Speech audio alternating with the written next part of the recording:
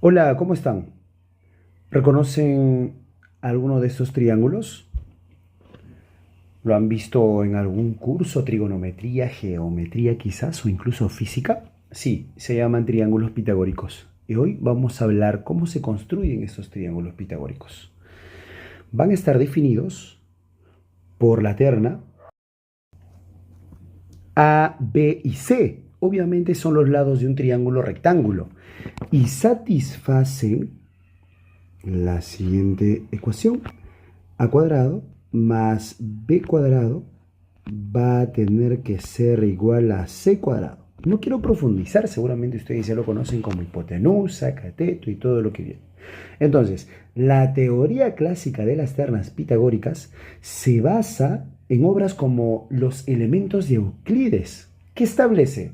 Pues la fórmula de generación o la forma de generación de esos triángulos pitagóricos, con ciertas condiciones. Por ejemplo, a ese lado A lo va a expresar como un m cuadrado menos n cuadrado, a ese lado B como 2 veces m por n, y a ese C lo va a establecer como m cuadrado más n cuadrado. Pero ese m y n tienen condiciones.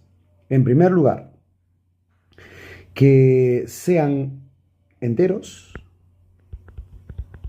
no solo enteros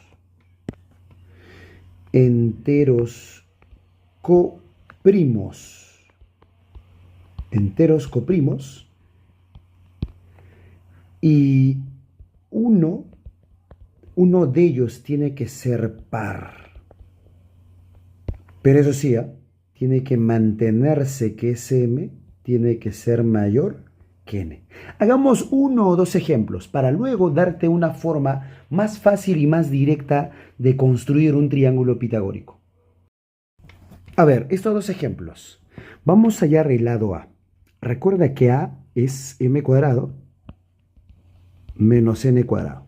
Así rápido, mira, 2 al cuadrado menos 1 al cuadrado tendrían que ser 3.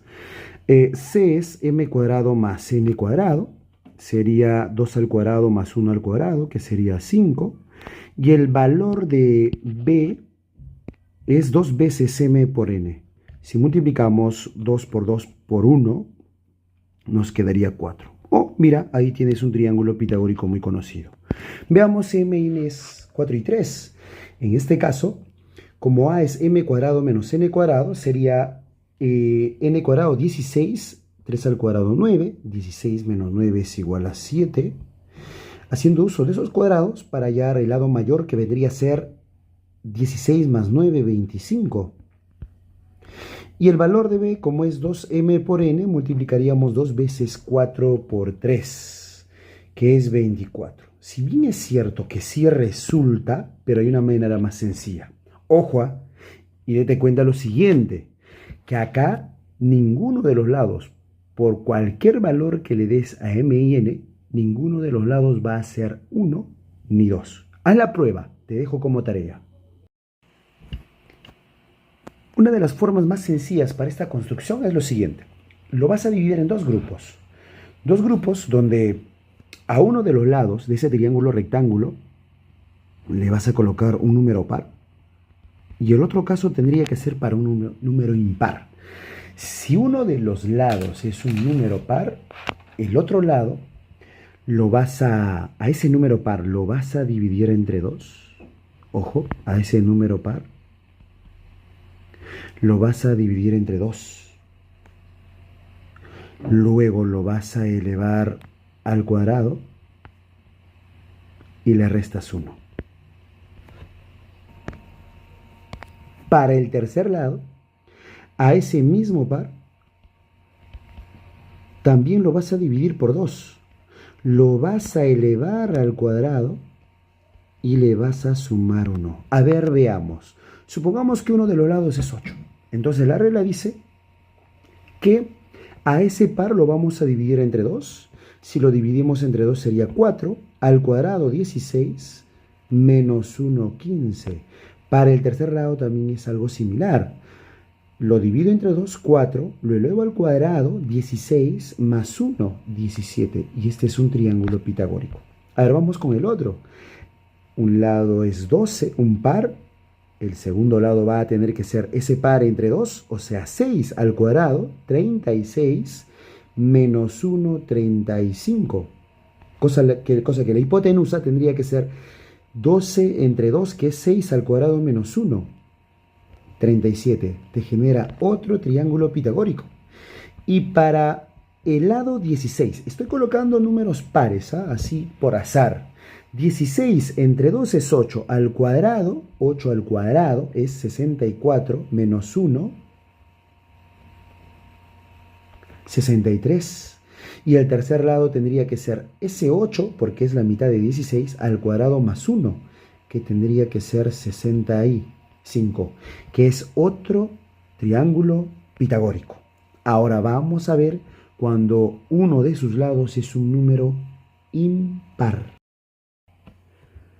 Cuando uno de sus lados es impar, el segundo lado lo vas a hallar de la siguiente manera. A ese número impar lo vas a elevar al cuadrado, le vas a restar 1 y a todo ello lo vas a dividir por 2. Algo similar va a suceder con la hipotenusa. A ese impar lo vas a elevar al cuadrado, le vas a restar, no, en este caso le vas a sumar 1 y a todo lo vas a dividir por 2. A ver, veamos un ejemplo. Supongamos que uno de los lados es 3, el otro lado va a ser elevado al cuadrado, sería 9, restado 1, 8. 8 entre 2 es 4. Para el lado mayor sería ese 3 al cuadrado, 9, más 1, 10 sobre 2, 5. Mira, es un triángulo pitagórico conocido. El segundo ejemplo sería, cuando ese lado es 5, el segundo lado tendría que ser 5 al cuadrado, 25 menos 1, 24. Sobre 2 sería 12.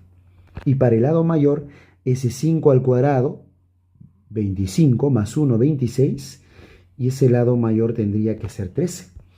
Y para el otro ejemplo, mira que estoy colocando 3 ejemplos nada más. Cumple obviamente para muchos, ¿por qué no decir infinitos?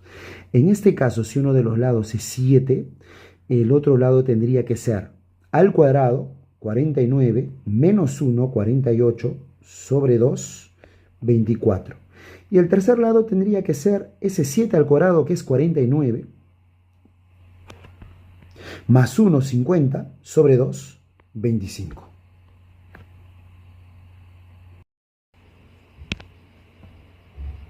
Propiedades y patrones. Bla, bla, bla.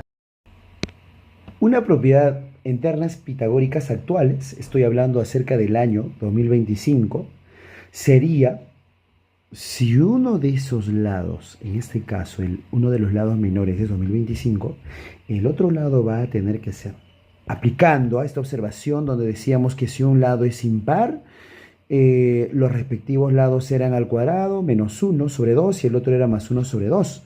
Lo que se va a obtener en este caso es que este lado va a ser 2.050.312 y el lado mayor va a ser 2.050.313. Este año 2025 también es notable. En el estudio de ternas pitagóricas va a formar parte de 24 ternas diferentes. Mira, yo acabo de hacer uno solo. A ti te corresponden los otros 23. Actuando como cateto en 22 y como hipotenusa en 2 de ellos. Este tipo de análisis numérico moderno ayuda a entender la distribución y frecuencia de ternas pitagóricas en números grandes, lo cual tiene implicaciones en teoría de números y algoritmos relacionados. Ahora ya sabes cómo construir triángulos pitagóricos. Puede ser de la forma general, haciendo uso de la forma euclidiana o de Euclides, o puede ser con este pequeño artificio. Va a depender de ti. Nos vemos en un próximo video. Hasta pronto.